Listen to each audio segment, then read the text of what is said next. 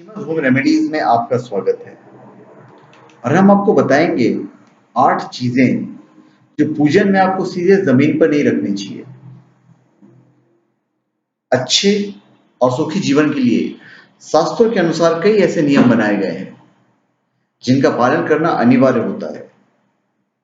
मैं आपको बताऊंगा ब्रह्म वैवर्त पुराण में बताए गए ऐसे काम जो आपको कभी नहीं करने चाहिए। जो लोग ये काम करते हैं उनके घर परिवार में दरिद्रता बढ़ने लगती है, गरीबी बढ़ने लगती है। तो मैं जो बोलने जा रहा हूं इन चीजों को आपको जमीन पे डायरेक्ट नहीं रखना है, सीधा जमीन पे उठा के नहीं रखना है। दीपक, शिवलिंग, शालग्राम, मणि, देवी देवताओं की मूर्तियां, यज्ञोपवीत जनेऊ को कहते हैं, सोना, शंख, इन 8 को कभी भी सीधे जमीन पर नहीं रखना चाहिए। इनके नीचे रखने से पहले कोई कपड़ा बिछाएं या किसी ऊंचे स्थान पर रखें। हिंदी पंचांग के अनुसार किसी भी माह की अमावस्या, चतुर्दशी, अष्टमी, मतलब अमावस्या, पूर्णिमा, चतुर्दशी और अष्टमी तिथि पर स्त्री संग, तेल मालिश और मांसाहार का सेवन नहीं करना चाहिए। सुबह उठते ही आपको एक दो बातें ध्यान में रखनी है, स्त्री हो या पुरुष। सुबह उठते ही इष्ट देव का ध्यान कीजिए और दोनों हथेलियों को देखिए। इसके बाद अधिक समय तक बिना नहाए नहीं रहना चाहिए। रात में पहने हुए कपड़े को शीघ्र त्याग देना चाहिए। हमें किसी भी परिस्थिति में माता, पिता, पुत्र, पुत्री, पतिव्रता, पत्नी, श्रेष्ठ पत्नी, गुरु, अनाथ स्त्री, बहन, भाई, देवी देवता और ज्ञानी लोगों का अनादर कभी नहीं करना चाहिए।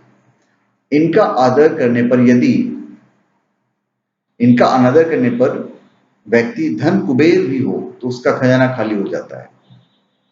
इन लोग का अपमान करने वाले व्यक्ति को महालक्ष्मी हमेशा के लिए त्याग देती है। एक चीज आपको ध्यान रखनी है कि रविवार के दिन कांसे के बर्तन में खाना नहीं खाना चाहिए। कांसे के बर्तन में इस दिन मसूर की दाल नहीं खानी चाहिए। अदरक, लाल रंग की खाने की चीजें भी नहीं खानी चाहिए। यदि हमने किसी को दान देने का संकल्प किया है तो इस संकल्प को तय तिथि पर किसी भी परिस्थिति में पूरा करना चाहिए। दान देने में यदि एक दिन का विलंब होता है तो दुगना दान देना चाहिए। यदि एक माह का विलंब होता है तो दान 100 गुना हो जाता है। 2 माह बीतने पर दान की जो राशि है वो सहस्त्र गुनी यानी 1000 गुना हो जाती है। अतः दान के लिए जब भी संकल्प करें तो तय तिथि पर दान कर देना चाहिए। अकारण दान देने में विलंब नहीं करना चाहिए। दिन के समय कभी भी समागम नहीं करना चाहिए। दिन के समय सुबह शाम पूजन के समय स्त्री और पुरुष को समागम मतलब सेक्स नहीं करना चाहिए। जो लोग ये काम करते हैं उन्हें महालक्ष्मी की कृपा प्राप्त नहीं होती है। कई प्रकार के रोगों का सामना करना पड़ता है। इसकी वजह से स्त्री और पुरुष दोनों को आंख और कान से जुड़े रोग हो सकते हैं। साथ ही इसे पुण्य का विनाश करने वाला कर्म भी माना जाता है। घर में प्रवेश करते वक्त आपको एक दो बातें ख्याल रखनी है। हम जब भी कहीं बाहर से आते हैं घर तो सीधे घर में प्रवेश नहीं करना चाहिए। मुख्य द्वार के बाहर ही दोनों पैरों को साफ पानी से धो लेना चाहिए। इसके बाद ही घर में प्रवेश करें। ऐसे से क्या होगा कि आपकी जो घर की पवित्रता है और स्वच्छता है वो बनी रहेगी। पुरुषों को एक दो बात ध्यान रखना चाहिए। पुरुष को कभी भी पराई स्त्री पर बुरी नजर से नहीं देखना चाहिए। कभी भी मल मूत्र को नहीं देखना चाहिए। ब्रह्म वैवर्त पुराण के अनुसार ये काम विनाश की ओर ले जाते हैं। इनसे दरिद्रता बढ़ती है। स्त्रियों को एक दो बातें ध्यान रखनी चाहिए।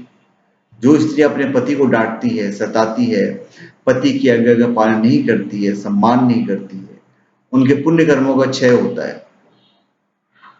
ब्रह्म वैवर्त पुराण के अनुसार जो स्त्रियां वाणी द्वारा दुख पहुंचाती है वो अगले जन्म में कौवे का जन्म पाती है। पति के साथ हिंसा करने वाली स्त्री का अगला जन्म सुअर के रूप में होता है। ऐसा वैवर्त पुराण में लिखा हुआ है, हम नहीं कह रहे हैं, ब्रह्म वैवर्त पुराण में। किसी बुरे चरित्र वाले इंसान के साथ एक स्थान पर सोना, खाना, पीना, घूमना फिरना वर्जित किया गया है।